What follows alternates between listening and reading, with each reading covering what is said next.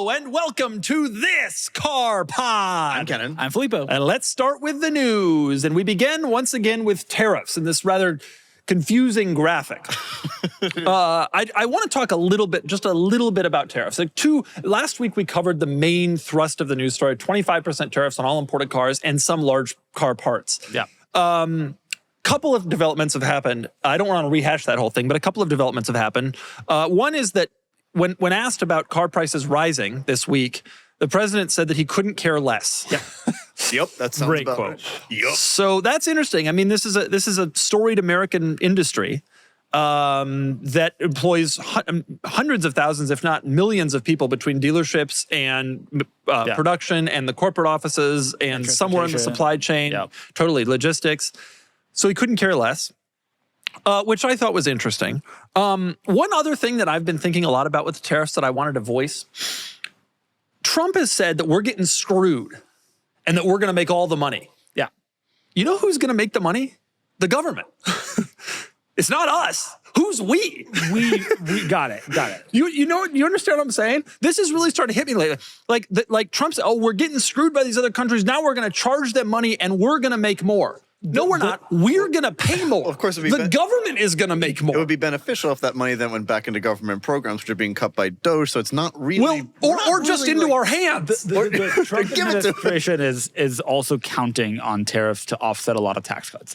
There's a renewal also in Congress right now. Show me the tax cuts. Right.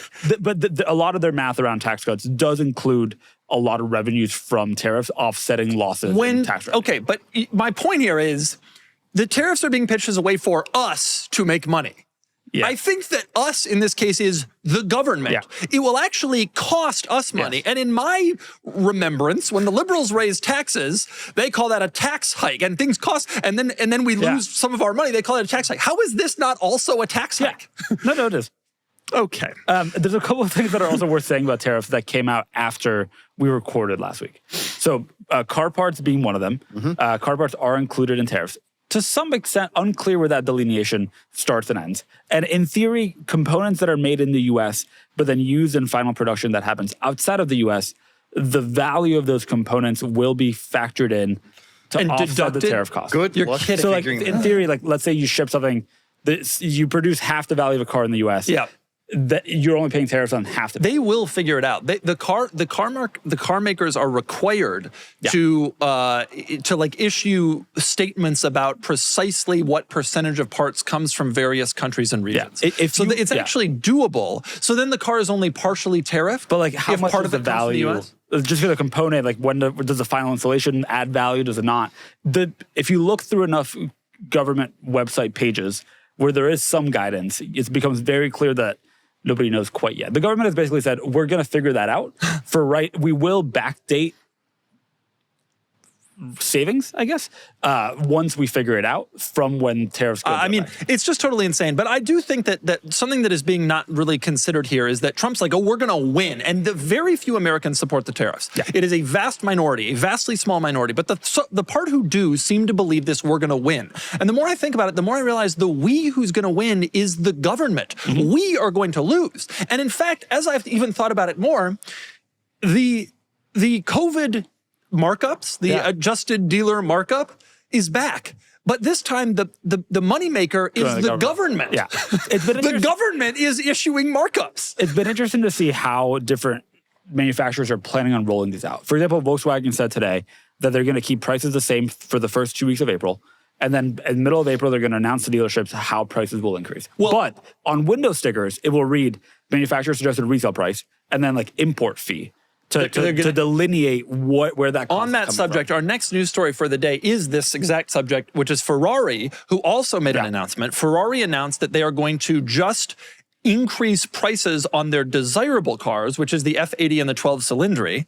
Desirable cars. Those are the desirable Ferraris. Okay. The F80 is desirable. The F80 is desirable. And hypercar prices have always kind of fluctuated. Not desirable. In the Purosangue, they're gonna increase prices on Purosangue. I'm glad they've admitted publicly that some of their models are a little bit less. And Roma and SF90, they are not going to be increasing prices. They said I didn't read about 296. I assume it's included in the price. 296, SF90, and Roma are not going. Oh, 296 won't change. How is that? I mean, It's more competitive. That segment's more competitive. It is, and they also said they're going to cap the increases at 10%. They're not gonna 10%. go beyond that. However, but that's a lot. You're talking about a lot of on a really 12 expensive cars. cylindry, that's got to be $40,000. Exactly. 12%, 40. I mean, or 50. Yeah, something in that Again, range. the federal government is doing ADMs. Everybody who complained about markups, if you're supporting this, the federal government is doing markups. And again, that money is not going to us.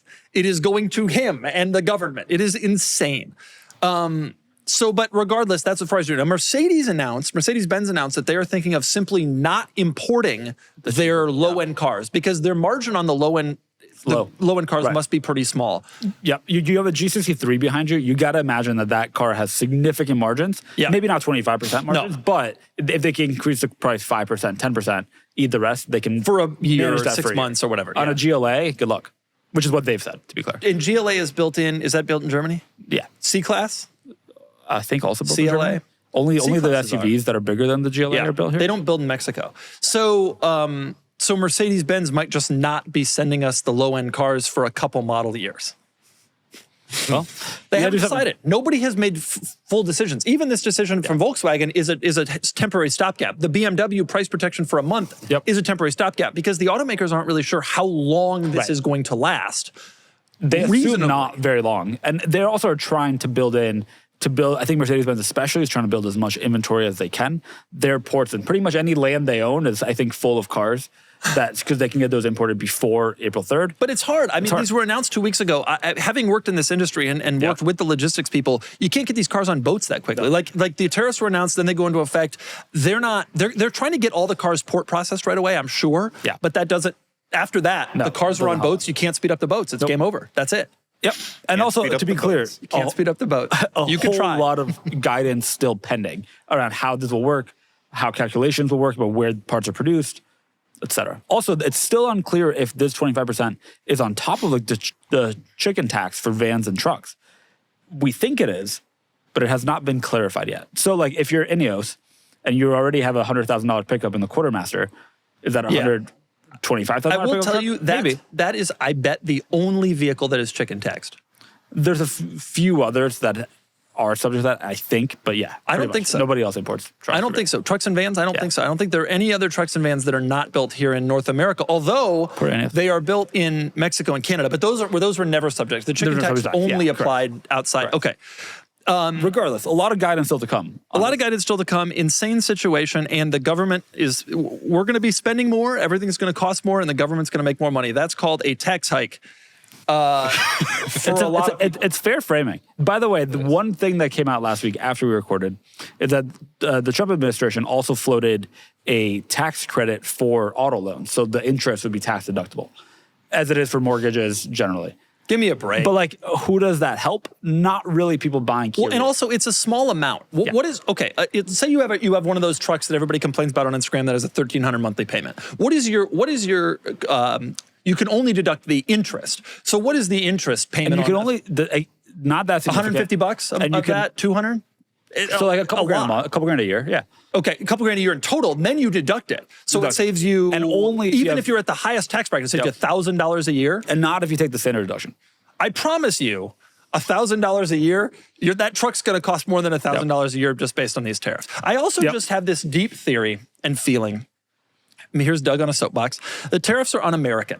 At the end of the day, this country was founded by founders who created an amazing thing that has been incredibly successful for 250 years and across a vast swath of the world.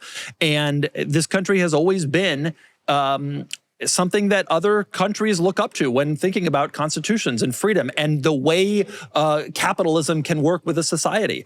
And that's because we weren't protectionist. This country went out and competed against the best, and we won every single year.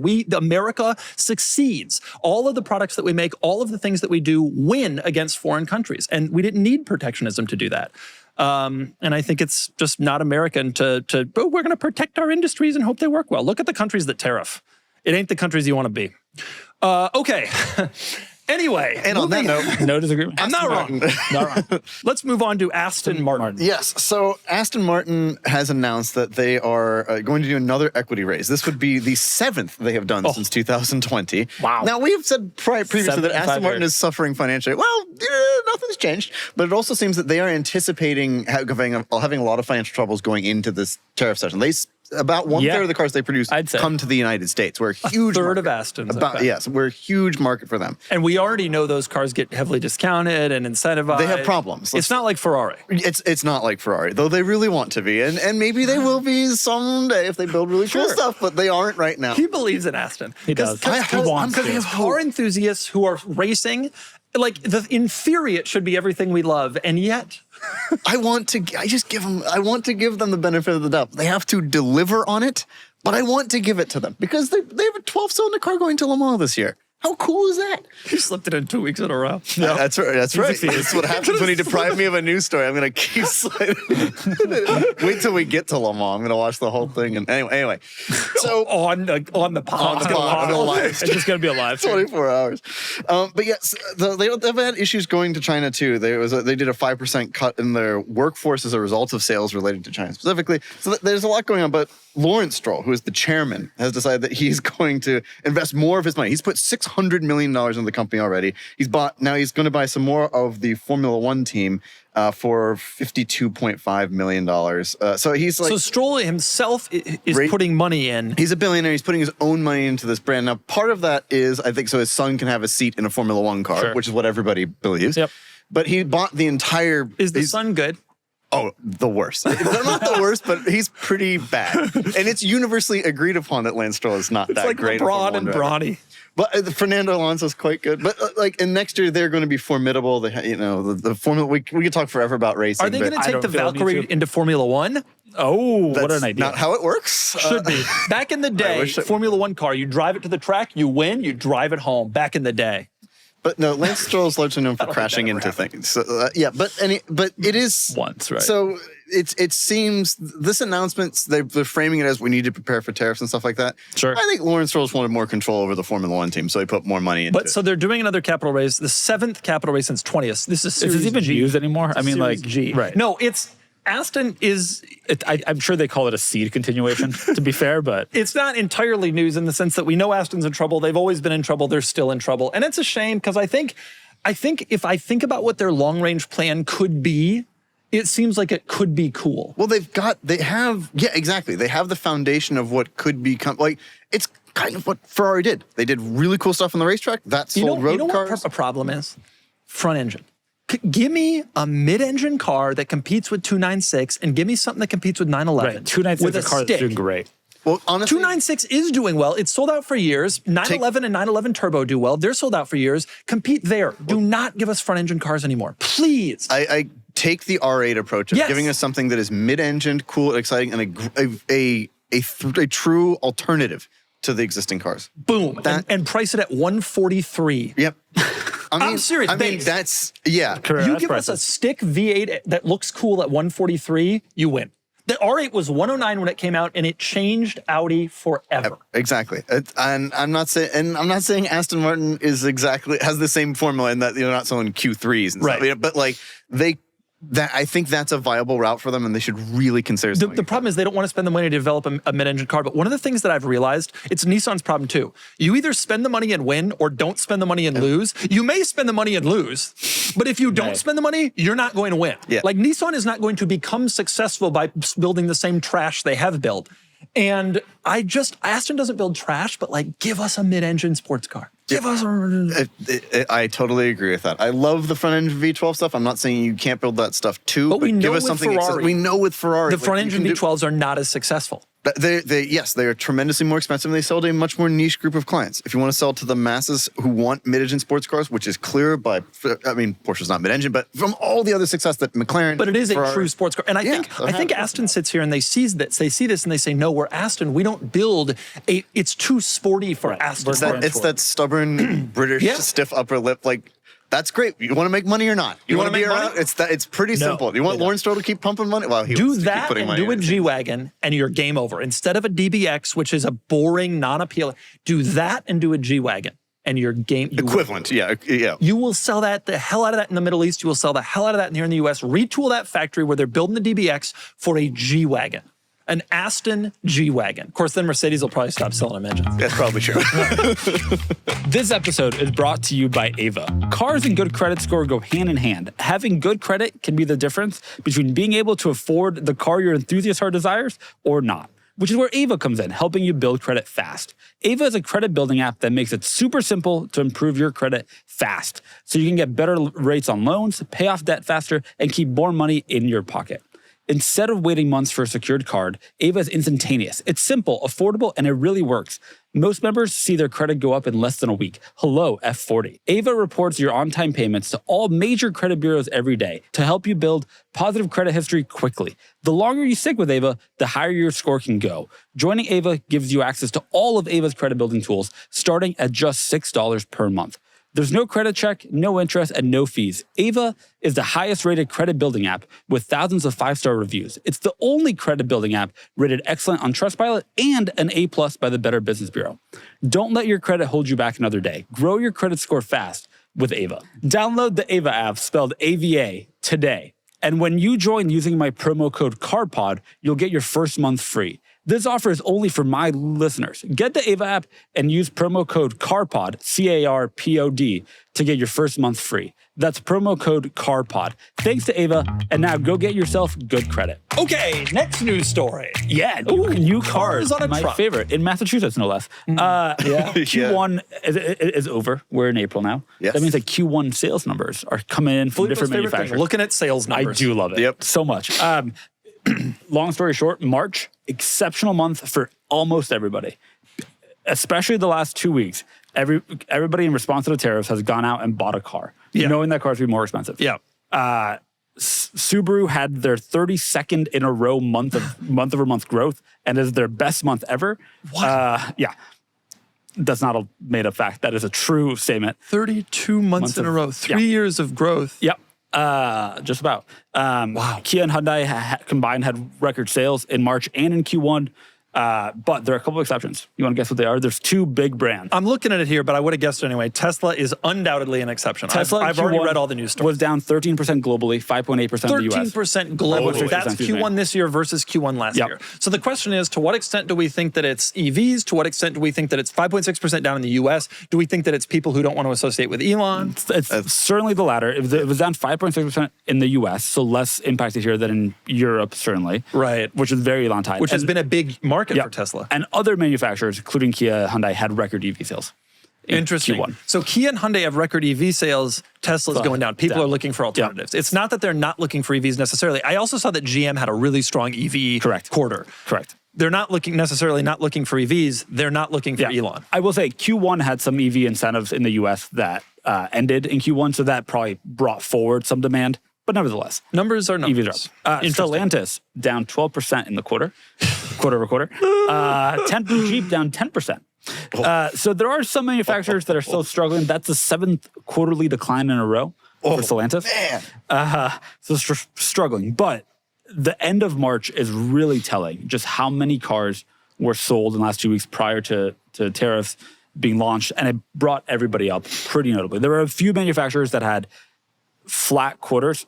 Toyota was a flat on the quarter, but incredible marches. I think they're all prepared for Q2, especially, to be a rough quarter. You buy a Sequoia, you don't have to worry about tariffs. Right. Unless parts are imported from elsewhere, which may be the case. It was interesting. I was looking at my Sequoia window sticker, and it doesn't say what percentage of the parts come from the U.S. and what percentage come from other countries. A lot of window stickers do say that, but the two cars that I own that were built in the U.S. do not say that. Maybe they don't need to if they're I wonder if they don't have to. US. But that's annoying. I want to know what percentage. Or maybe it's all in the U.S.? I don't know. Possible. It should still say. Courier GT, 0%. United States. Yeah. Is that true? Yeah. Mine is 97% German and 3% American. Well, it's 97% something. Yeah. But 3% American, yeah. I think that's... It could be 97% German, but the Courier GT is like 20% Italian because the carbon tubs are all built in Italy. Oh. Wow, what a fact. So in other words, the automaker sales were strong in March. We'll see how they are in Q2. I imagine every auto manufacturer is planning for a really tough April and a probably pretty tough Q2. I bet April's not going to be as bad because I bet the majority of cars that are on the dealer lots in April are not tariffed because they were already here. Except that consumers being worried and dealerships seizing on it by marketing. But I bet pre-tariff. dealerships will seize on even that and say, hey, this one's not tariffed. That's true. That'll be interesting. That's true. If they shift their focus to marketing that these aren't tariffed. That's an interesting They'll point. keep That'll going be interesting. forward. Some cars on the lot will have tariffs on them. Some cars won't. Man, that'll be a line. It'll be a dividing line. It really will. The 992, they just announced the Carrera S. Yes, this is the .2 Carrera S. This is their revision, which looks very similar to the one that came before, but there are some important talking So you points. think they took this picture up the street the road to Del Mar? Well, no, that's definitely not this. Our producer thinks that, but he's wrong. He's got to be wrong. But they did take a lot of press pictures of this car, and it appears to be in San Diego. Some of them are driving the wrong side of the road, but yeah. Regardless. Pricing was announced. Yeah. Yikes on a stick. Now, the pricing was announced before the tariff. 2026. It is not. 26. Porsche has not commented on whether that includes forecasted tariff increases, I will say. Which is crazy because we're at tariff day. Porsche's got to say something at some point here. I'd wait too. Regardless, Porsche, of all the automakers and the tariffs, I wouldn't be surprised if Porsche is the most impacted because they probably have the highest percentage of volume that comes from, Ferrari is also 100% of volume, but their volume's not as high. Yeah. Porsche makes 45,000 sales a year in the United States, and 100% of it is built outside the US. And in competitive segments. The Macan, the Cayenne that's a are good point. competitive to other vehicles. They're price shopped. That's exactly right. And I'll tell you this, with new Carrera pricing, the 911 is going to be price shopped too. The new Carrera starts at 130,000 United States dollars. Base. 130. That's The a base base Carrera. Carrera. Are you aware that a new Z06, It's the same price. what does a new Z06 It's cost? 129. Is that true? It's so close to the same price. No, new Z06 starts at 114. What? So, you wouldn't get a base model, but you wouldn't get a base 911 either. They added something as previously optional as standard, but we're talking 130 for a base Carrera. It's $8,000 more than it was in 2020 than it is this year. The base Carrera is $8,000 more. Yeah. That is true. A Carrera S is 150. A GTS. I had that GTS press car a couple of weeks ago. It was 205. 205 For a GTS. 911. for a GTS. Man, I could think of 205. It makes the GT3 look like a great deal. You can get a It makes it- Murcielago. You can get a Lamborghini Murcielago. Go to the Murcielago dealer. Filippo, tell us. GT3s start at 224, by the way. GT3 start at 224. Which feels like a deal if comparative. if a GTS with some options is the same price. Yeah, now getting a GT3 is not Without always the options easiest also thing, is and getting one with impossible. no options is not gonna happen. 997 GT3 was a 119 car. I'm trying to look. 109 car. Oh, you're trying Dude, to do the adjusted for inflation. No, I'm just trying to look at the Windows sticker. I guarantee you, adjust for inflation, this doesn't come out in Porsche's favor. I guarantee you. They did an $8,000 price increase. Inflation was not. It was like a 10% increase. They also included the leather package as standard. That was $2,800. Well, there are a couple of things. The brakes, There's still $5,000 of the brakes from the GTS are standard now on this car. Those are a bunch of other things. Active Sport. A 997 so GT3, expensive. a 997 GT3 in 2007, 17 years ago, Long time. Yeah. 106 base. 106. base. $106,000. In 07 money, that's 160. Yeah. And the car now costs 225. Think about that. I mean, there's the fact that a base starts at 130. I will say, Porsche obviously is doing, look, we're talking G-Wagon today. Porsche's doing this for the same reason they keep raising G-Wagon prices. Do you know a new G63 now costs the same as a G550 did when this model came out? The new G63 now costs the same, or the new G550 now costs the same as the G63 did just 5 years ago. What? But Which is the what, reason 170? is, I don't know how much it is. 150 base. But the reason is, they sell them. Yeah. Porsche's sitting here going, we're selling them. Let's just keep you have two way, two Keep things to raising move. it until they start not to sell, which, let's face it, just doesn't seem like it's going to No, happen. but if Everybody it's wants 25% on top of that, Well, that would be hard. Porsche is also in a situation, though, where this car is becoming more and more desired, more and more vaunted. Ferrari is only getting more expensive. There was a time in the 70s and 80s when a 911 and a 308 were comparable cars. And then it became, a 911 Turbo is comparable to the Ferrari lineup. Now, even kind of Ferrari's even gone beyond those. But these cars are just really special. The thing that I find odd, though, is Porsche doesn't have an entry car to really capitalize on this. You're saying Cayman Boxster, but they're about to go electric, and they're not even... Where is a $78,000 to $112,000 Porsche? It's a 5-year-old model. You'll find it at the CPO lot. Yeah. I guess, but interesting. It both feels like so much money. 130 feels like a ton of money for a base 911 with 360-ish horsepower. I don't remember. Something in that realm. Yeah, that's a lot of money for not a ton of power, but people buy them. Well, the Carrera, the .2 Carrera S now makes 470. Yeah, but what about a base? Yeah. Nobody knows. 450 in that Carrera S is a pretty strong number. Base is 388. Carrera's 470. Carrera S is 473. And the GTS I drove, I was just complaining about the price, but the GTS I drove is 535 horsepower. That is big. You know what a Z06 has? 670. Well, yeah, and the ZR1, which is cheaper than all these cars, has 1 million horsepower. Right. About approximately 1 million plus or minus a couple. Okay, with that in mind, bring us back to our next news story. Can somebody tell me what this vehicle is? This is a Karma Amaris? Karma Amaris. Karma exists? Karma exists. So the story of this is the Fisker Karma came out 20 years ago, created by Henrik Fisker, this futuristic car. When he abandoned the company or sold it or God knows what happened, then it became Karma as the brand, not the model. Wasn't Bob Lutz involved at some point? He was. He was going to do V8s. They didn't know. Okay. And then the Karma Rivero is what the sedan is called, but now they've come out with a coupe called the Amaris. I guess. They have cars on their... They have all these First of all, cars. they make these? The Invictus. This is just straight vaporware. Do any of these exist? Right? Well, wait, you say that, but 3 of them appear to be just a Fisker Karma. Yeah, they do. So, okay. Is it still powered by this is the same 4-cylinder? I think it might be all. So do we think this is? It's got a BMW turbocharged 4-cylinder. So they say they've updated. That's nice. Oh, they give us the pronunciation. Thank God. Amaris. The current car uses a 1.5 liter BMW 3-cylinder with a plug-in hybrid for 536 total horsepower. None of these vehicles exist. We live where this company is in theory based. I don't really. Yeah, Karma is based in SoCal. Huh. I guess that makes sense. I suspect we'll see one at Monterey Car Week, and that will be all. You think they have money to go to Monterey Car Week?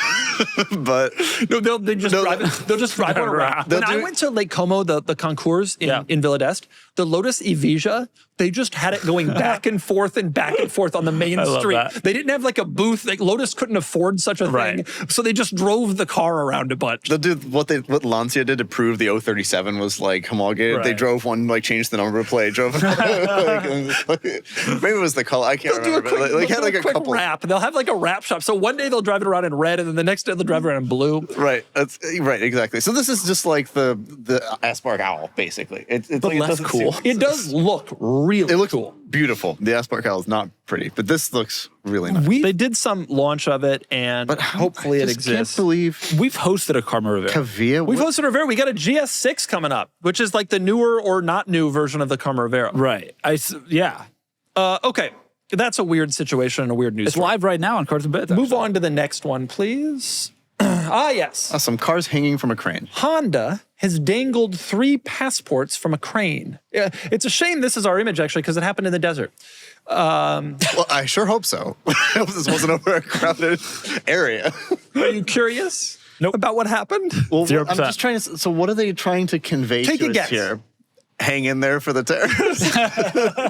Honda is desperately trying, and obviously they'll fail, but they're trying to convince people that the Passport is an off-road SUV. Yeah. It's not body on frame. It has no lockers, etc. That's a strong frame. But what it has is recovery hooks.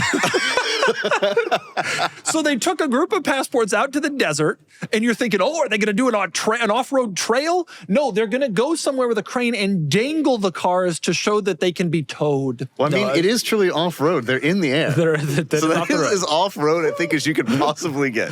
That's a great point, Kennan. Yikes! That's who would their market? Somebody else has done this recently too. New Passport looks good, by the way. It's just not a 4Runner. Honda sees the 4Runner sales. They're like, we want that, but they're like, we can't really invest in that. Well, and it's like, okay, we'll do this. We'll make a Pilot, but we'll put it in the desert with hooks. But it's showing how strong the frame is. Well, and you know what? At the end of the day, we're talking about it, so it did kind of work. Well, but we're also talking about how it's a second-rate off-roader and it's an idiot thing. That's true. Hilarious, though. Lovely lovely idea, whoever came up with it. Last news story of the day. Speaking of cars that are flying, so here's one of my favorite pictures of the year so far. This is a Bugatti Chiron that is being seized. Now, evidently, this was in Austria on the Ringstrasse. In Vienna, In Vienna, and they have recently increased their severity of their laws regarding speed, particularly in and around populated areas. This car was evidently doing it was doing 76 miles an hour or thereabouts, like just driving, which, let's be honest, in a Chiron, not hard to do. Not hard to do, but that road is the main road around the main inner city section of Vienna. 76 is a wild number on that street. So this guy got pulled, and sure enough, they had threatened to impound cars if they were going more than 60 kilometers an hour in urban areas, and boy did they. This is I suspect they wanted to do this to make a point, but they did. Here it is. No front plate too. I live in fear of this. I live in fear that one of my sports cars will be, you think this will happen to us at some stage? Well, they can do that in California, in any state, honestly, if you're going fast enough. And sometimes I think about that. Luckily, the Countach kind of can't. But you know what I'm thinking? Like, what if they saw me at my speediest? Not that I've ever speeded, God. But what if then they're like, what happens? Like, is the tow company or the city of Vienna going to properly store and maintain a Bugatti Chiron? No. That is your biggest deterrent for speeding. Yep. You don't want your car impounded. Like, the dude probably doesn't care about the driver's license points or the fine, but like, you do not want a month or however long it is with the city of Vienna and their tow guys messing with a Chiron. No, they're Austrian. They're careful and deliberate and professional. I think tow guys are tow guys anywhere in the world. Yes, exactly. But what a fascinating thing to see a Bugatti being put onto a tow truck this way. Yeah, pretty crazy situation. Especially because you're in Vienna. I mean, you're pretty far from being able to drive this car at crazy speeds on the Autobahn, but doing speeds like that in real, I mean, this isn't a highway or anything. This is a pedestrians walking. Well, yeah, look at it. I mean, it's incredibly tight. Just to put this thing on the truck must have taken a lot of effort. And no front plate. Got them on that too. Yep. Can't do that in Europe. Here in California, in the United States, you get away with that. Yep. Not in Europe. Europe, you can't be like, oh, my state doesn't have it. Got him. Selling an enthusiast car can be a difficult and frustrating task. Classified sites lead to much wasted time with tire kickers and scammers and the dreaded lowballers. That's why I created Cars and Bids. Submit your car in just a few minutes and you'll be supported by me and my team, ensuring your car is put in front of more enthusiasts than anywhere else. Look at how much these cars in recent auctions sold for over their trade-in values. This is the trade-in value, and this is the Cars and Bids result. Here's the trade-in offer, and this was the Cars and Bids result. And here's the trade-in offer, and this is a Cars and Bids result. Get started now and sell your enthusiast car on carsandbids.com. Okay, we got to move on to the car spin. Folks, there's a lot to talk about. I want to talk about the G63 for a second. Oh, wow. I got a G63 behind me. God knows why. What color is that? I'm gonna tell you the story about the G63. Okay, here's what happened. My wife's car got hit in front of our house, and so it's at the body shop. And so for the last 2 weeks, since it's been in the body shop, I have been getting press cars that are family friendly. Right. Oh, how convenient. So I got an S. Well, I reviewed them. Such good timing. I reviewed them also. They were brand new cars. In fact, in both cases, I was not the one who specifically asked for the car. Audi reached out and said, will you review the SQ6? Do you want to? I said, yes. And then Hyundai reached out and said, do you want to review the Ioniq 5 XRT? And I would have said no if I had known more about it. But unfortunately, anyway, so it came. That was fun. So then this shows up, which was Mercedes reached out. And this shows up, and my wife looks at it, and she's like, I'm not going to drive that. You know, I got to side with your wife here. It is pretty embarrassing. No, I love it. I'm into it. I like the color. I hate the wheels. With your tasteful sweater, you're into this? No. I would obviously never own one, but I would drive it around for the day. What? 100%. Get out of here. I'm going to tell you 3 things. If your wife wants a GTI for a couple days, we can trade. We were actually talking about this because my wife wants something to do with this car, but there's a group of people for whom this shows up at their house. They'd be like, oh my God, I can't wait to drive. I got to drive it. Like, you go to LA and this is still the hottest thing in the world among certain people. Like, there's these people who think it's the coolest thing in the world, and then these people who have the same wealth who laugh at these people, right? Yep. Who are like, I can't believe you'd want to be seen in that thing. Everybody in Malibu and Brentwood and however, to Mercedes-Benz credit, car's been on waiting lists for 6 years. Yeah. It came out in 19. That new body G has been out for, this is its 7th model year. Hard to believe. This is a refresh technically, right? This is a refresh. That's why they were offering it to me. Do you know what's refreshed? No. They put a little spoiler over the windshield. Oh, nice. You'll watch the video. I'll watch. I'll find out. That'll fix it. For a minor facelift, those are the videos that I watch. There's a spoiler over the windshield to increase aerodynamics. Oh, yes, because when I think aerodynamic efficiency, the G-Wagon's the first. Well, now you do because of the windshield spoiler. You're right. Yep, exactly. Joke's on me. That car, a couple things about it. That color, but you make fun of the color, it's $6,500 extra. What is it called? Orange It's Held called Magno? Copper Orange Magno. Oh, that's close. The interior, it has some manufacturer interior. Of course. The leather and the extended interior package, $24,000. Can you remind me? So manufacturers where you it's like paint to sample I equivalent? don't understand it because they have Designo, they have manufacturer. Neither name has ever caught on in the market. No. But never. they really think they're something. Yeah. Mercedes-Benz really thinks. Now, as somebody with a Designo exterior and interior, I care about it. But Flexing. The point is, this is here and it's $235,000. And the G, I'm driving it around and I'm like, you know what? This is such a great car. Like it does exactly what the people who buy them want. It exudes the image they want. It's fast. It's loud. You sit above everything. It's loud. It's got all the tech. It handles well. It's really luxurious now. It's really an everything car. If you can stomach the image. And for some people, I tell that to and they're like, stomach the image. It's a great image. And I'm like, okay. Yep. And some people are like, I cannot stomach the image. Yep. And that's just the situation. that includes your wife, who would rather be driving around in a camo fendered Sequoia. That says a lot. Says a lot. Okay, Filippo, give us your Talk Cars story, which is a big one. Yeah. Last weekend, I was in Seattle to drive a car on a racetrack for the first time. Yep. I've never been on a track before last weekend. And a gentleman named Wes, who is doing one lap of America and then selling a car for charity on Cars and Bids. So the car that I drove will be on Cars and Bids in about a month. Once they're done fixing it. We'll get there. So he invited us up to film with it before he does one lap of America, which includes 8 races at racetracks around the U.S. and driving between them, and then selling it for the American Brain Tumor Association. So he invited us up, and I got to drive on a racetrack for the first time, which was very fun. Show the footage. There was one slight issue, but Show otherwise the it was really fun. footage. So here comes Filippo. Oh, what's Filippo's driving right now. It worked out. Ooh, show that again. It worked out. Oh, here we got it. Man, look, man, Filippo is focused though. Look at him. And then I apologized. Yep, sorry about that. Sliding. It worked Oh, out. I've never seen the tire angle before. yeah. How close did we get to the wall? Not really. Not really. that close. You know, Filippo. Oh wow, we have We have this. a lot of angles to Oh this. wow. It just looks like you guys know the movie The Italian Job? They use Mini Coopers. It looks just like Oh my it. God, look at all these angles. I've never seen any of this before. This is Filippo, amazing. I have to give you credit. One, your first time on a track, it was a damp track. And I Which pushed is it a little bit scary. too hard. It's fine. This track also is. It's It's pretty specific- quick. And Well, Well, race clearly race there's fun not track. much runoff. there's not a lot of runoff. To be honest with you, I have driven on track a lot. I would not have been going that fast. Obviously, everybody says that, but like, It wasn't that It's fast. wet. It was damp. do you know what wet does to tires? It was. I was overly aggressive in braking, as people will see when they watch the full video. And then I learned What does from that it, and then I just brake too hard.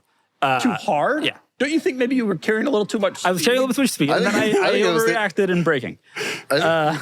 Well, this angle about here. 70. You think the braking got the car? Braking and turning at the same time with low traction had a low impact. Yeah. When yes. it's wet, you got to be so careful. You know, wet tracks. The good drivers on wet tracks, it's like they go just as fast, or not just, but close. Me on a wet track, half the speed. Yeah. Terrified. The Yes, rest yeah. of the laps, by the way, were incredibly fun. Were the ones where I didn't have a little spin. Right. How many laps did you do? 7, 8, I don't know, something like that. Man, but I have to give you credit That's also, close. Filippo, for you Yeah, it did a felt very good job close. saving it, keeping it out of the wall. Thank you. That's I can only imagine that was we'll put it gently, a Code Brown moment for you in that situation. But you did a good job, worked like out. getting the car, He does like, do a figuring pretty it good out. job. yeah, and not putting it in. Pretty quickly, he starts to correct, like right away. Yep. Can't do much at that point. Can't But do then much. He's on the brake No, and avoiding got it would the have been wheel- key. Got the wheel going in the right direction by the end. Subsequent laps, that corner was a little scary, both because, well, Yeah, I bet. I had a slight issue. And also, I had sprayed dirt all over it as a result of that incident. yeah. What But track it's is this? Pacific Raceways in like Kent-ish. Man, that is that is not a lot of tight. runoff. That's- dude, that level of runoff on that level of wet, I would have been going 7 miles an hour. And the Same. commenters would have been making fun of me. And I would have been like, yep, I will kept it say in one it's an piece. incredibly fun track, and all I want to do now is go race on tracks. Wow. I recognize that it's expensive to go race on tracks, which impacts my own. I invited you. Autocross exists. When we did 2 years ago the race out in the desert, when we rented out Chuck Wall for the day and we went there, I invited you and you were like, I got work to do. I'm not going to do I that. did. Sad. And he worked. Now he's gonna set up the next event for us and where we're gonna Right. go. And Yeah, it was legitimately so much fun. I'm excited for the video to come out. There's somehow even more angles than that to show this incident and the rest of the track day. I was probably too aggressive. I said at the beginning that the hardest part for me was going to be being aggressive enough. because you guys both know this, I'm generally Cautious a person. very cautious person. And I pushed myself.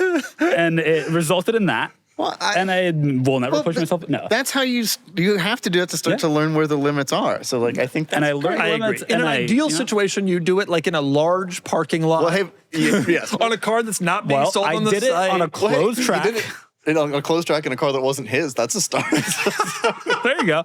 That is a start. R53 Mini Cooper has been shipped to start One Lap of America, which starts in 2 weeks, something like that. And then we'll be on the site. Filippo, I'm very proud of you for going out and doing this. I think it's a great cause as well. Yeah, I can't wait to see the Retro video when it is comes great out. work. And yeah, nicely done. Nice save. Well done. Showing my wife that video was an experience of just watching her eyes as she watched it. I don't think it's also hard. I don't think I especially don't think she, but I don't think you realize how serious this is. No. I'm aware. Good drivers and people who go, like, they don't have these much of ever. Like they really work up to a point where you'd go through a corner at the speed to even potentially get into this situation.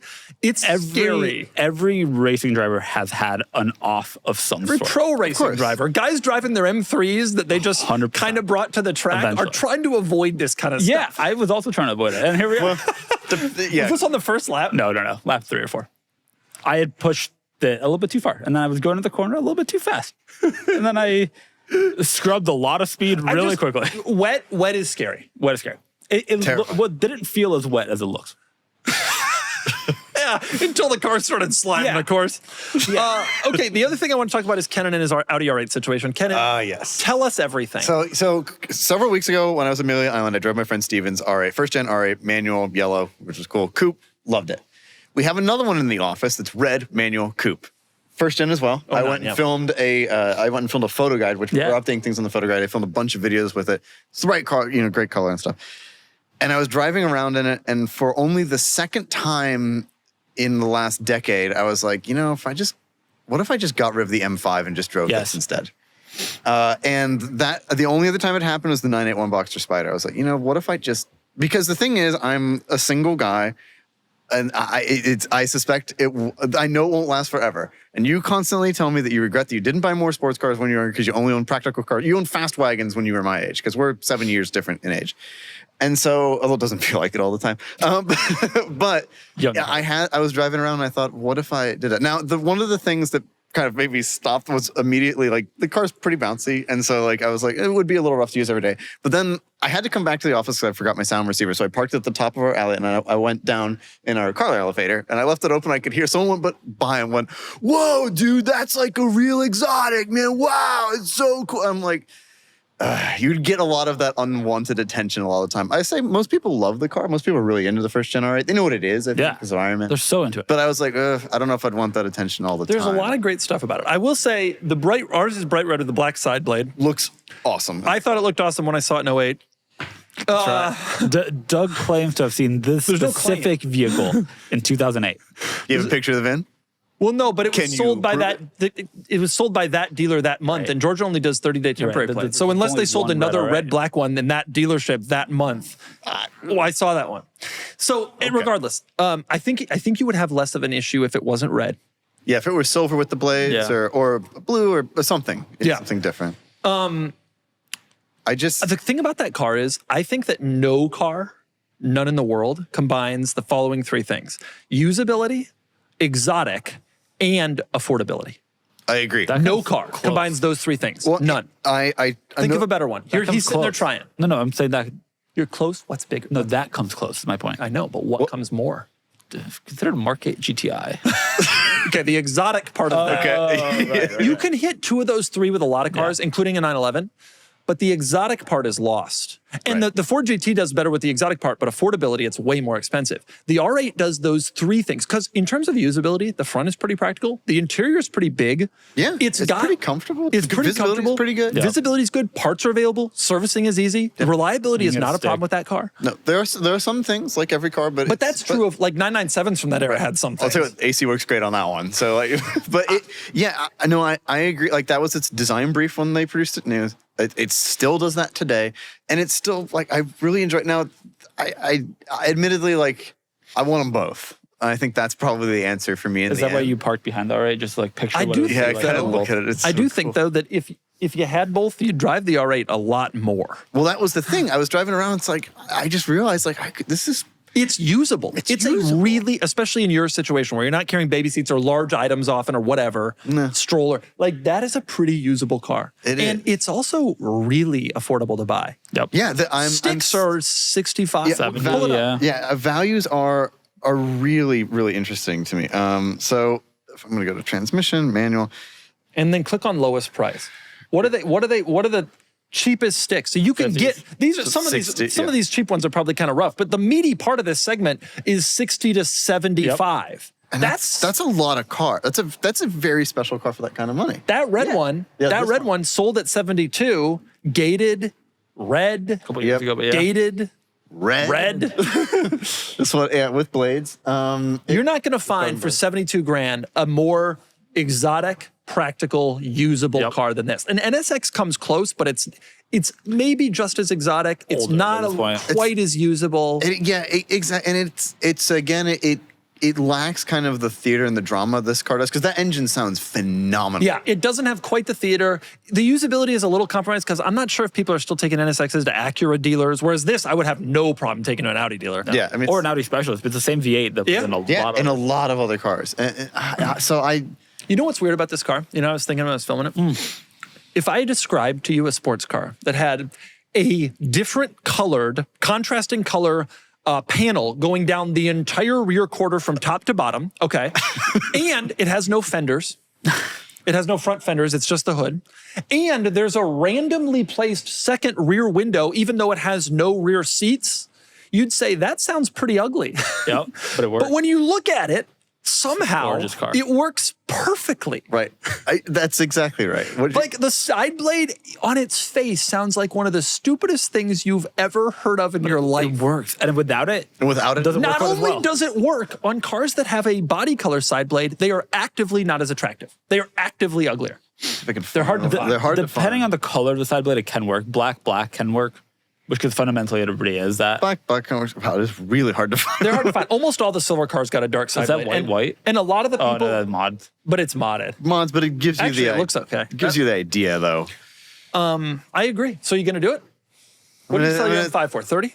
I don't know. Yeah, I'm gonna think about it some more. Getting rid of the M5 would be very hard for me because I really love that car. And it's so sorted now, which is the traditional Kennan problem. Like with the 355, I sorted it and then I got rid of it. The M5 is sorted and I should use it and enjoy it as Yeah, but it's sorted. You said you've put 100,000 miles on that car. almost. We're getting close. Yeah, almost 100,000. Remember when we offered Kennan You did it. a 993 Turbo S and he said no. I'd rather take an R8, but a stick R8, But a stick R8. 09 R8. Perfect. Yeah. I support you. No replacement for this place. I don't know. It's just I felt that way about the Boxer Spider. I actually had a very emotional experience with that. It was here. It was Sam's car, and I went and drove it, and I drove my M5 back to back, and I was like, I can't do this. I can't get rid of the car. And in retrospect, I'm glad. The drawback of the Boxster Spider is the practicality would be not limited. practical, Ultimately, like the top thing would become an issue. 2 trunks though. Yeah, And but the top is not that big a deal on that one, on the that day. previous. After 6 months, I bet you're like, well, Wish I this had is a annoying. Yeah, but we live here. But it's your only car. It's rained every one of the last 2 weeks. It would be annoying. It's not currently raining now. It rained this morning. It would be annoying. It would be annoying. But the R8, like, I don't know. I am genuinely actually thinking about that. I want to talk. I think that you should think about it, and I think that it's legitimately cool, and you should think about that one specifically. And by the way, hate to admit it, love the exhaust. It is. Have you heard it? No. Yeah. Okay. I haven't here, The let me- cold start is. I'm going to do an impression of the car. Please. Turn on.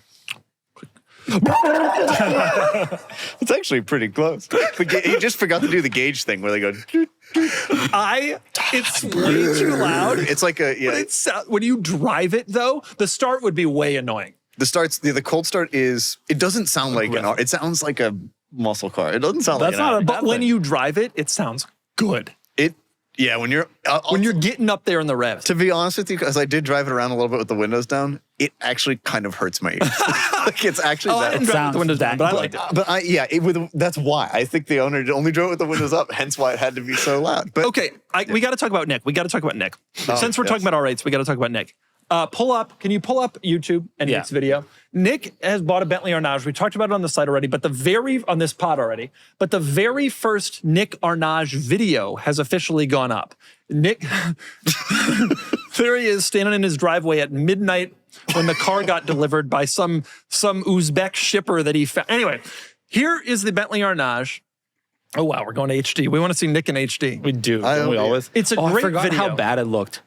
It's a great video. The car has been a complete disaster. Nick doesn't think it's a disaster, even though it doesn't currently have any interior panels. That's how it looks now.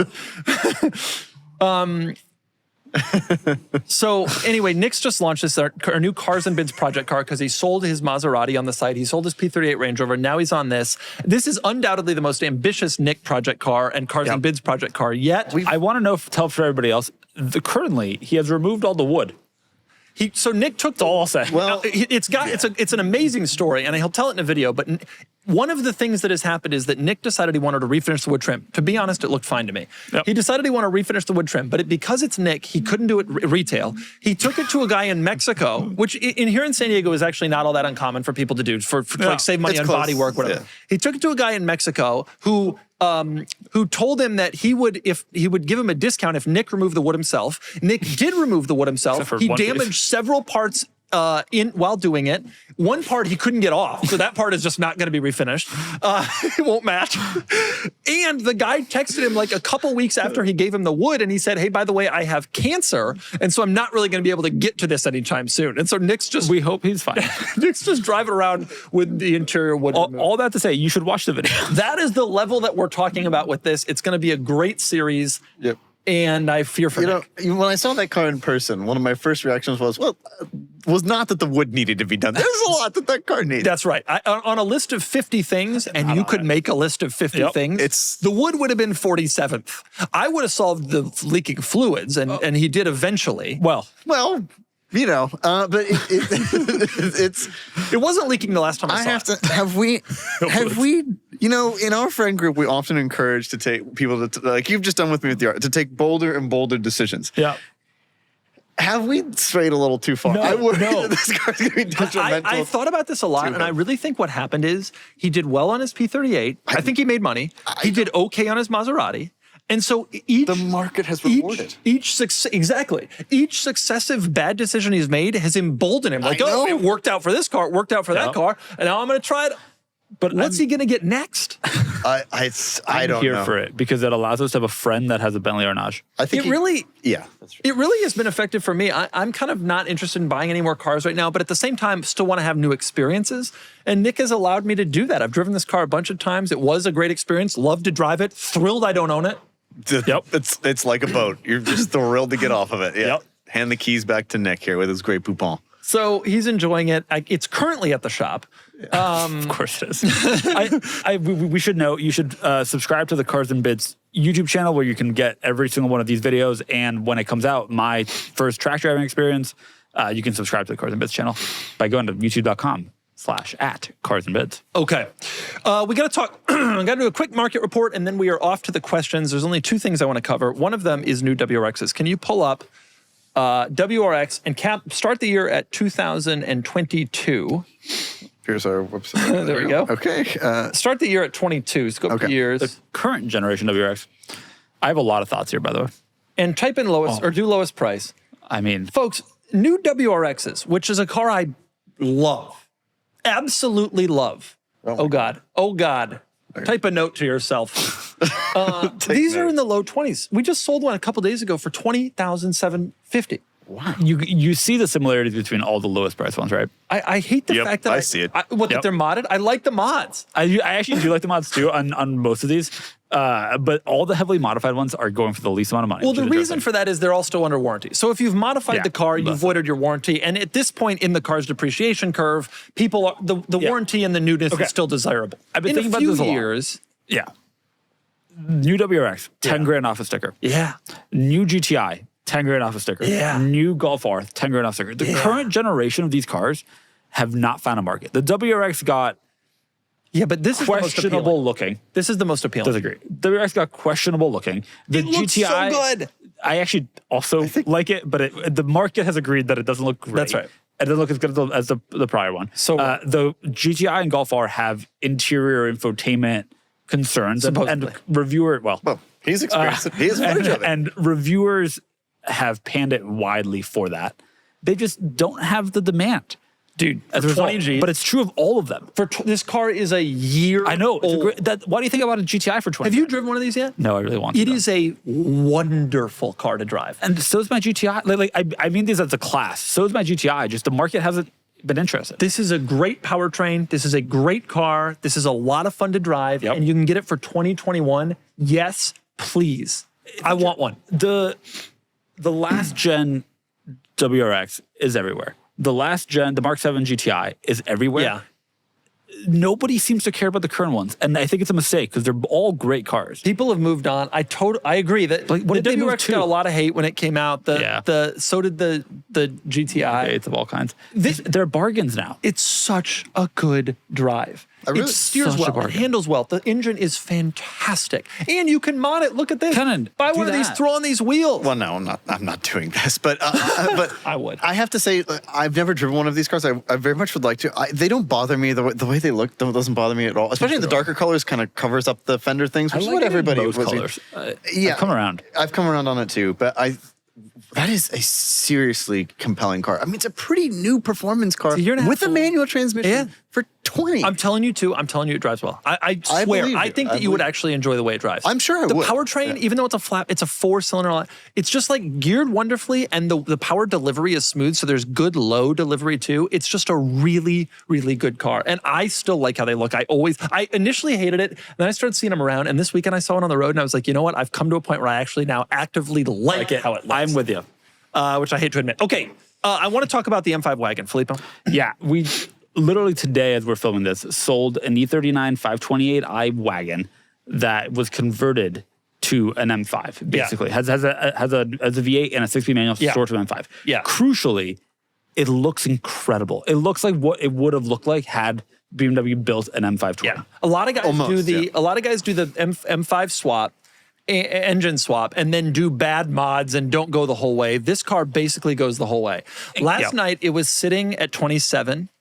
And I texted Kennan and I was like, hey, tell me about this car and tell me about like the engine work they've done. Is this the right stuff? Like, should I be interested in this car? Everything. Thinking I could steal it for like 33. No, these cars bring serious money, and this person When did done it right. properly. They did the timing chain guides. They did the Vano stuff. They did when the motor all was of the out. big stuff. Yeah, that you would do, and it was a 2000 engine. They updated the stuff that you should. So it sold for 66. Yeah. Which I don't know. Like, No, that's where they like really well built ones. That's where they go. yeah, maybe. I mean, it's harder to find a market on these. They only come up for sale like once a year between us and Bring a Trailer, and here and there, they're very hard to find good ones. Because we sold one that was someone had done it, but like had done some mods and all that stuff. Not how I would have done it. But this one was really, really nicely done. Yeah. And I really was hoping I could steal it, and boy, was that not happening. No, I mean people recognize. People recognize it. And also, clearly the market still wants it's like cool car, wagon is cool, combine the two and you get the coolest possible thing. Yeah.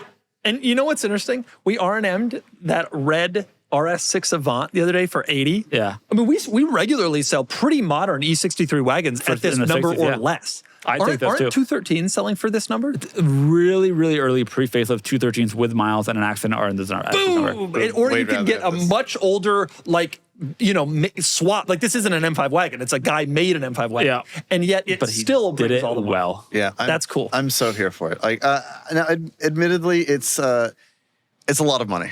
It's a lot of money, but it's just damn cool. It's one of those find another one things, though. Like, Yeah. you could make it yourself. You could probably make it yourself cheaper, but barely. it will take you a year. So hard that you have to cut out the floor of the car because that's where the spare wheel is. But in order to fit the exhaust on the M5, you have to cut that out and put in an M5 floor. Very common. Well, and It's there's very other difficult. stuff too. Go back to the subframe. side shot. Like they flare out the fenders. They did. But They that never existed. The 540i The touring. fenders, I believe, are rolled, but I don't think they are flared more. Well, from still, the the factory. bo- Look at mine.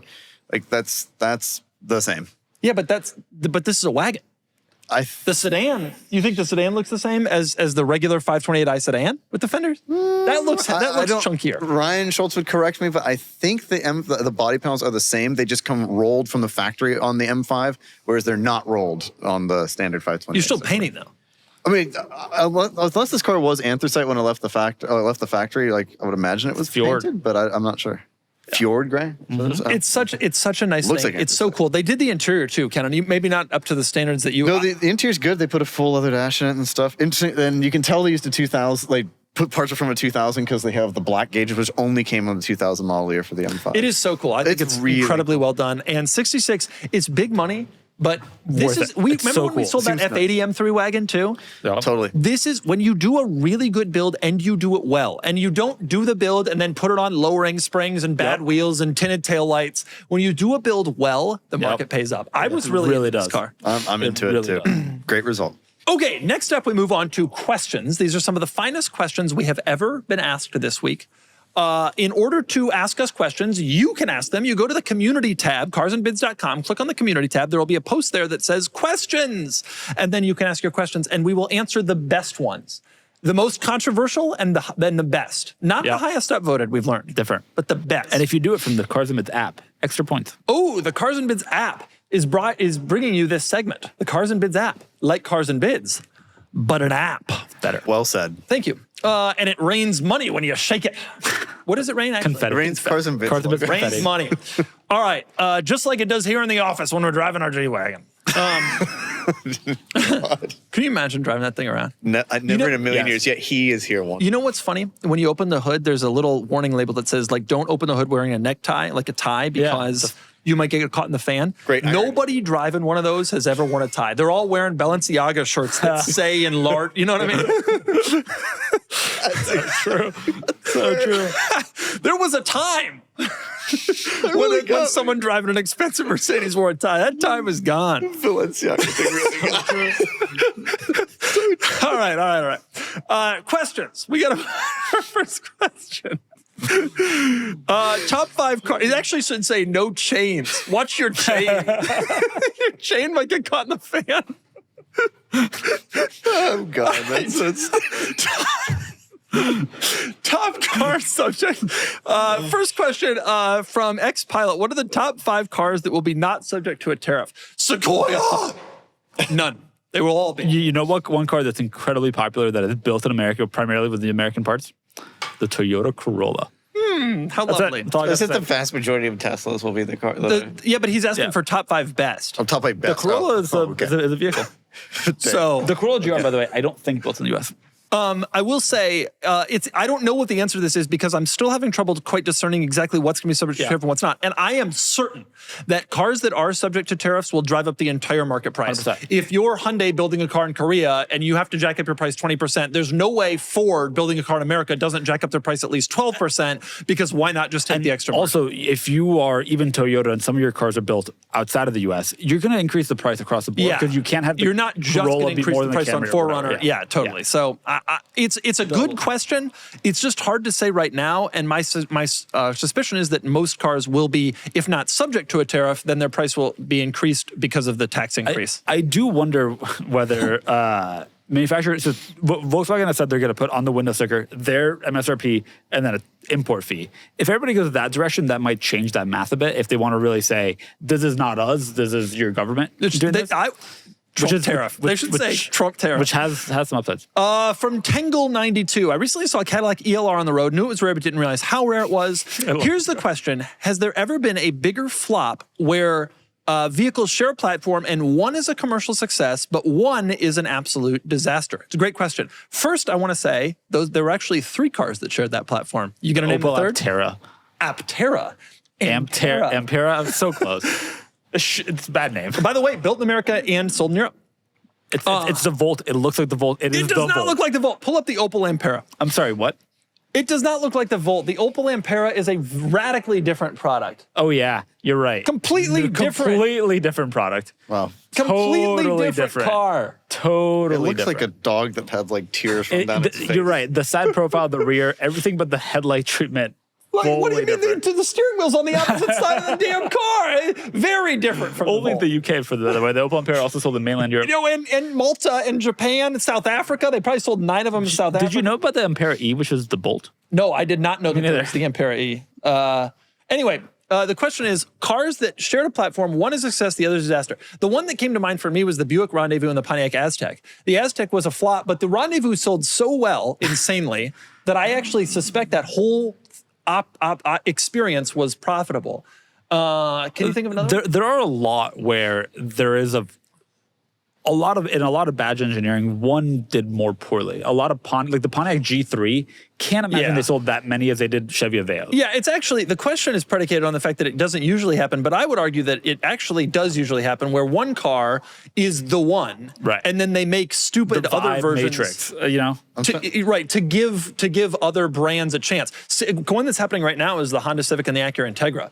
The Civic is a Civic and sells incredible numbers. The Integra, they were like, hey, let's just do this because we're already making the car. But it's kind of purposeful at that point. You're okay with them selling. It's kind of purposeful. Now, the ELR was actually like a fully different design. It wasn't just badge engineering. I cannot imagine the amount of effort that went into that failure. What else? Oh, the Prius and Lexus HS250H.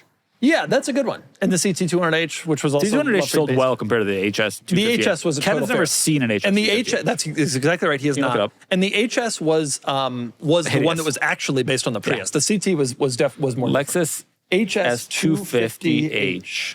Oh, 235. I mean, why not?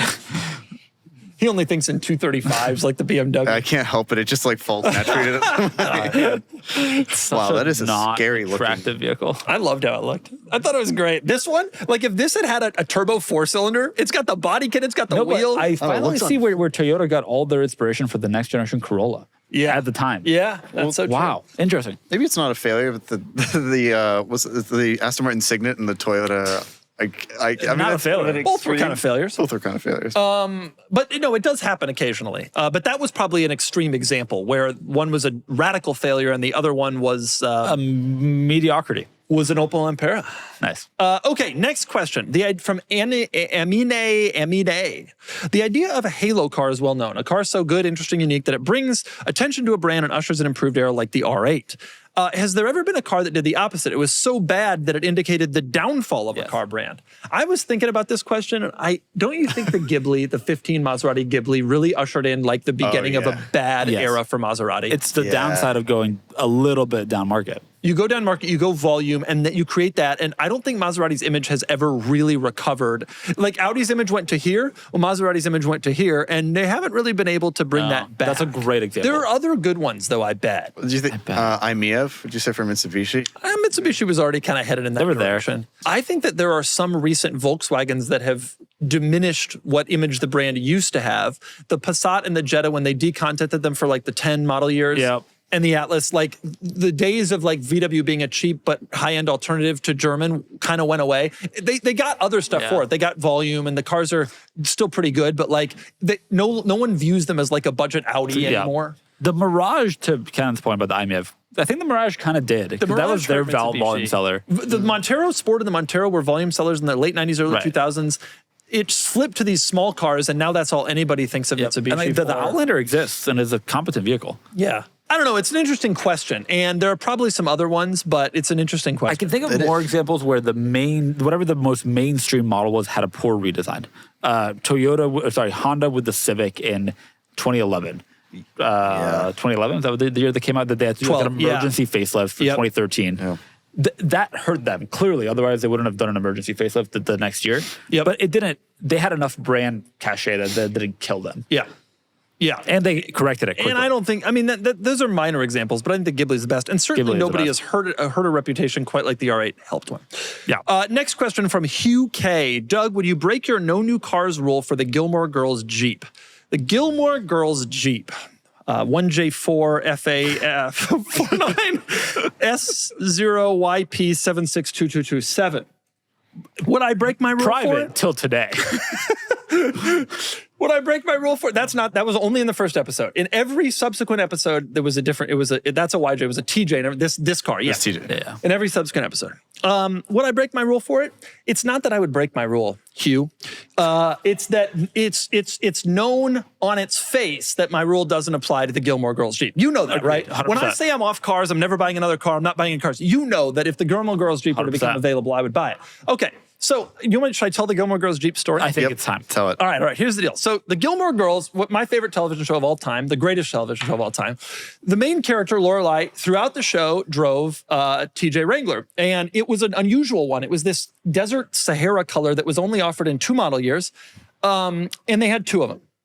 And at the end of the show, which was like in 2003, I wasn't even sentient. What were you? They auctioned them off. Like, I couldn't have bought it then. No, They auctioned them off for charity. And at the time, the cars had spent their entire life on the production lot. They had 3,000 miles, both of the Jeeps. And so they were auctioned off for charity. Years go by. I'm always curious what happened to the cars. And I wrote an article about it for Auto Trader, I think, years ago. And I said, hey, what happened to this Jeep? Well, somebody commented and said, I bought the Jeep. It's me. I didn't know this from the comments. Yeah. Wow. I thought you did some deep And the digging. comment was like 2 years after I wrote the article. I just happened to click on it again and there was the comment. So I'm like, oh my God. And the person commented with her name, her real name. So I spent weeks Googling. And I mailed letters to many addresses that were associated. I couldn't find her email address. I mailed letters to many addresses that were associated with her. They all were returned. Only Molly. And so I just said, you know what? It's over. I'm not going to get the Gilmore Girls Jeep. However, one of the interesting things I learned from this was, the Jeep was, the show takes place in a small town in Connecticut. The Jeep was sold at charity auction to this woman who lives in a small town in Connecticut. How cute. So I was desperate. And every few years I would think about it again. I wrote the article probably 10 years ago, and every 2-3 years I'd think about it again. And eventually, 5 years ago, I Google, and I'm able to find the woman's daughter, and I find an email address for her. And I send an email. And I say, look, I know you have the Jeep. I want it. I'm interested in it. And I want it. I'm interested in it. And I'm totally down. And I buy it anytime.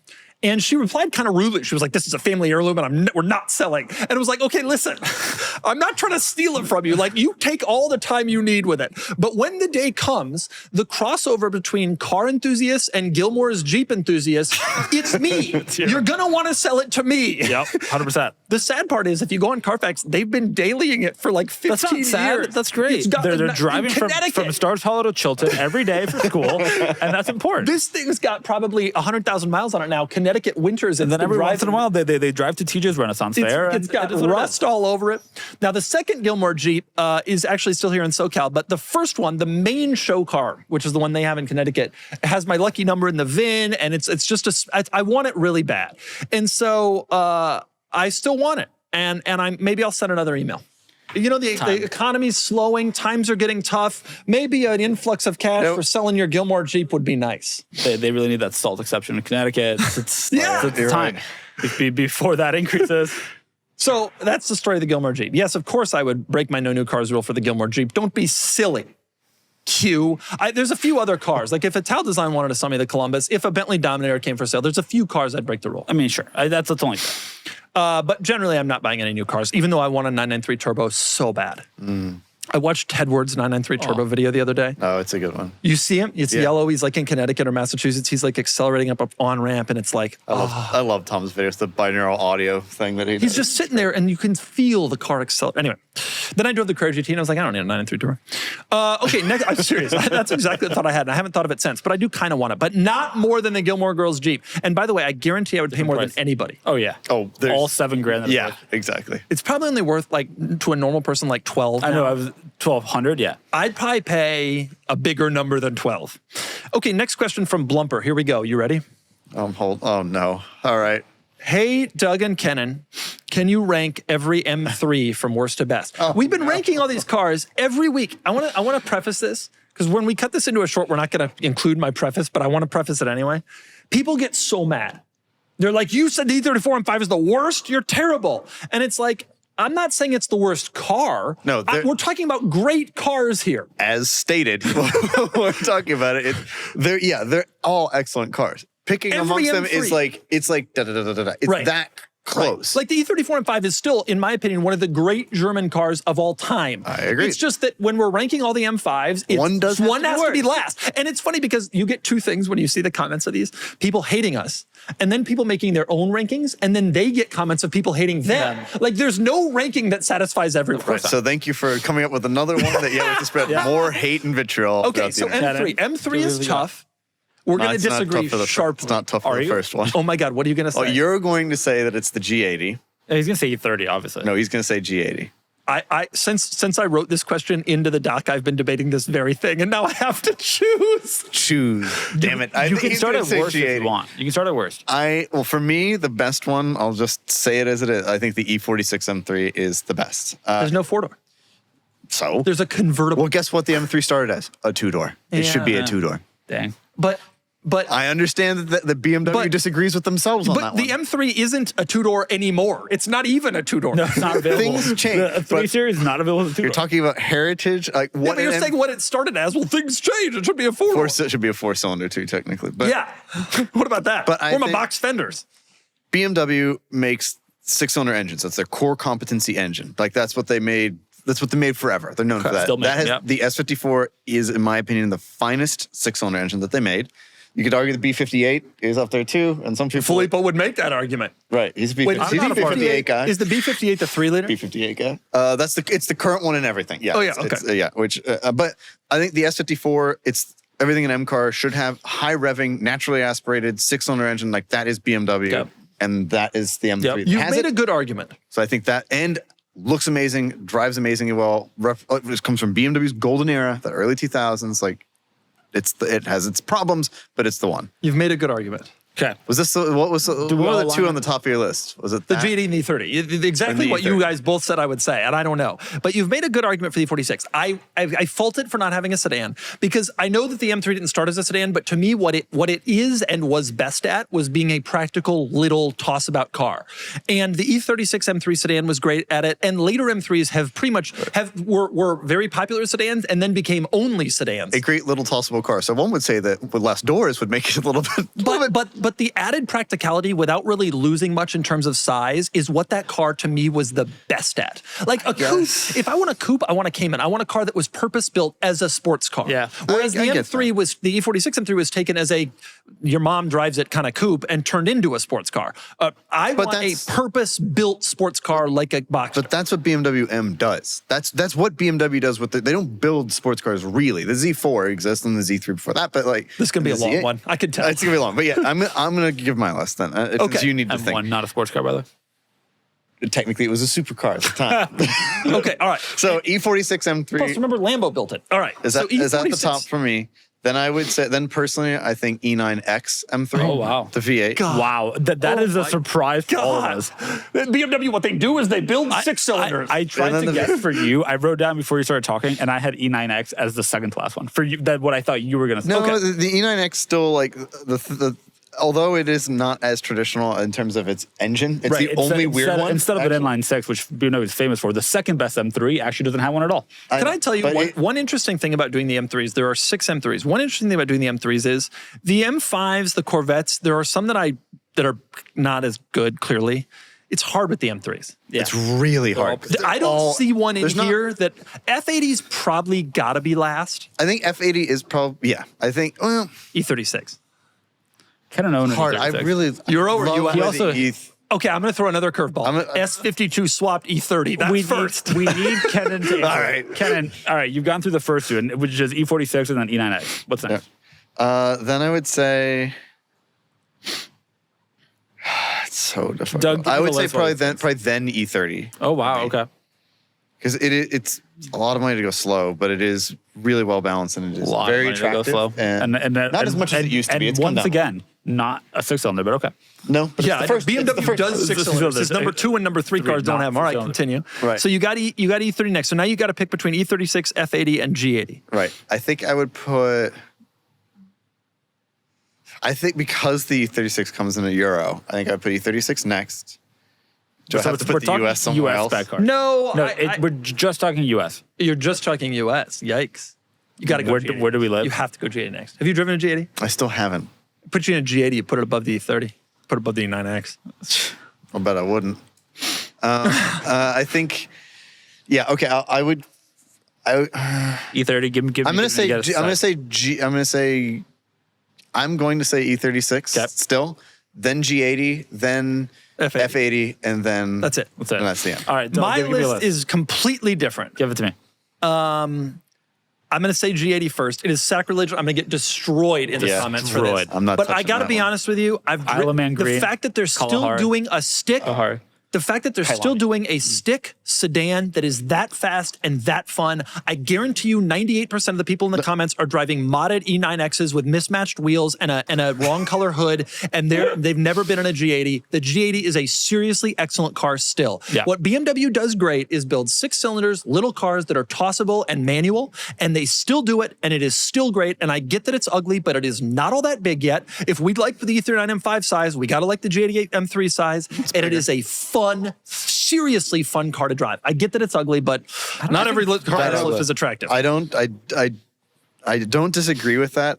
It's a hard sell over the rest of the lineage, but it's a great car. It's a great car. Wireless CarPlay. But is it going to be considered an icon? The E46 and I will tell E30, you those are this. icons for a reason. In 25 The years, last manual. everyone's going to say I don't disagree. Everyone is I gonna say love G80 that is car. first. I love that car. We live right now. Yeah, but I can see where this is going. We've The said next that. one will be a plug-in. The next one will be an automatic. Then they're going to go electric. They're going to get even uglier. And in 25 years, people are going to look back at the G80, the last manual, the last 6-cylinder, and say, just like they do with the Carrera GT and the Ford GT and the RS4 and all those cars, the R8, all those cars from that era, that was the end. I know, but we didn't know it at the time. We hated some of those cars at the time. Now we love them. Right. That's going to be the you're G80 acting story. like the other cars still exist. It's not like they've completely Yeah, but disappeared. I would rather have a G80. It's more powerful. It's more fun. Honestly, it's still incredibly fun to throw around. It's faster than all these other cars around a racetrack, so it handles great too. And it's a modern car. Here's the thing about you, Rook. This is another tangent. But another thing about you is you say this stuff about the car, then you drive one of the other ones, you're like, this is actually bad. We need to do the other cars. We need to do a challenge where you drive all of them back to back to back, and then decide. I've driven all these cars pretty extensively over time. I know, like you forget. Like seriously, pretty extensively. I mean, I gotta go G80. What's after G80? E30, Yep. then E46, then it's US only. Yeah. Okay. Then E92, E36, and F80. Poor F80. What did F80 ever do to F80 is you? great. Well, F80 is an awesome car. It just represented the beginning of a largening The car. G80 is just a better and the version of G80 is a better F80. And like ultimately, I think that the F80 is actually one of the best looking M3s. Yeah, the looks issue great. that I have with it is pretty sanitized, and there's no way to make that car sound good. You put an exhaust on it, and it sounds awful. okay. Those Those are your our list lists. is a little crazy, but I know everybody's going to hate G80, but I promise you, come back to this pod in 20 years. we'll both have them. Long gone. But I promise you, I can see where this is going. The cars that people hate are the ones that become desirable later. And the fact that this is the end of the line, we will look back on this and say, the cars are all old now, but at least the G80 is the newest, the fastest that ever got what BMW did so well. I don't disagree, but we see which direction it's going, and it makes me appreciate the older stuff more. Maybe, but the problem with the older stuff is it's unreliable, it's slow, and in the case of the E46, No, the only reason the new stuff is not reliable because it's not old yet. Give it time, it'll have problems. That's the BMW way. That's our last question. The podcast is over. Filippo, do you have any parting thoughts? Can I say two things? Very Please, quickly. if you listen to the podcast on Apple Podcasts, Spotify, rate us. It helps us a lot. Rate Do us. so. What if they Up rate or us down? poorly? Well, I hope they enjoy the podcast if they've listened to an hour and 10 minutes. of Only it. rate us if you like it. Am I allowed to say that? Or are they- Sure, I think you're allowed to say that. And also, make sure you subscribe to the Cars and Bids channel and the DeMuro channel so that you get notified. And the cool Cars videos and Bids coming. app, and buy cars on Cars and Bids, and buy merch on Cars and sell Bids, them, and too. sell cars on Cars and Bids. My God, do it all, folks! Hey, that's I'm the only the person who perfect hasn't- advertisement. I'm the only person who hasn't sold anything this podcast. Well, that was our best podcast ever. Our wasn't it? best podcast Indeed. ever. G80 M3 to the stars! Yeah, all right. Goodbye. Goodbye.